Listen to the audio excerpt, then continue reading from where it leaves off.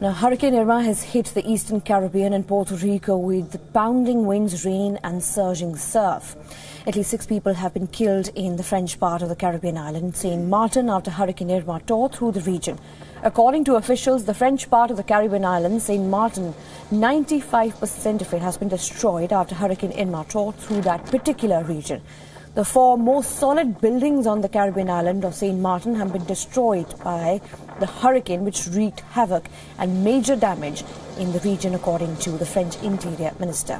Serious flooding and building damage has affected a number of islands there.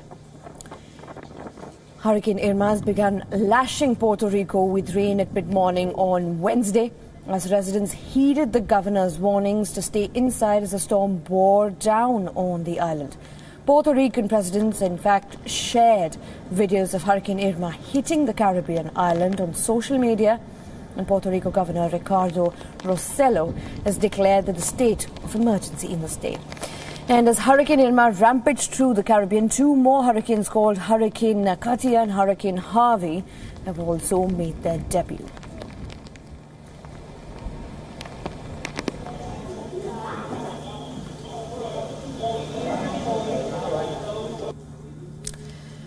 A weather plane was used for research which flew directly into the eye of Hurricane Irma just hours before Category 5 storm made landfall on the island of Barbadoa, in fact, in the Caribbean. The video shows multiple screens monitoring data, but one look at the turbulence outside gives an insight into the intensity of this hurricane.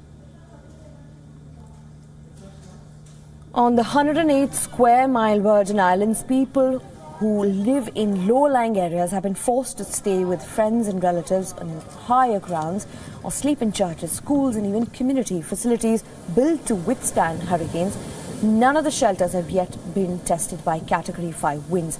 The National Weather Service said Puerto Rico had not seen a hurricane of Irma's magnitude since Hurricane San Felipe in 1928, which killed a total of 2,748 people in Puerto Rico as well as in Florida.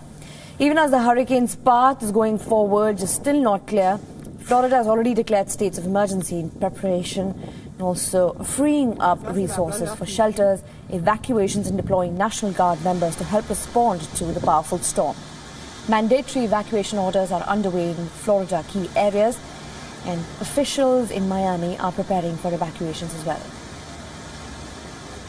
Right now there is mandatory evacuation order in effect for all visitors in the Florida Keys. Tonight, this order will go into effect for all residents. If you're told to evacuate, get out quickly.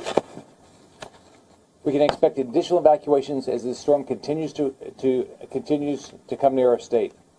Everyone must listen to their local officials. Listen to your local officials on the evacuations. Individuals with special needs will be evacuated from Miami beginning this morning. Miami-Dade County officials are also advising residents living in low-lying areas to start evacuating today. I cannot stress this enough. Do not ignore evacuation orders. Remember, we can rebuild your home, but we cannot rebuild your life. U.S. President Donald Trump declared emergencies in Florida, Puerto Rico and the Virgin Islands, and authorities in the Bahamas also said they would evacuate 6 southern islands. And Trump also said that his thoughts and prayers are with the victims of hurricane as they work to recover and rebuild after the devastating storm.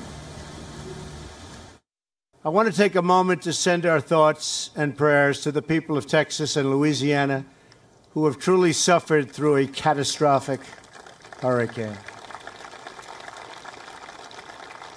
One of the worst hurricanes in our country's history, and guess what? We have another one coming. You see that.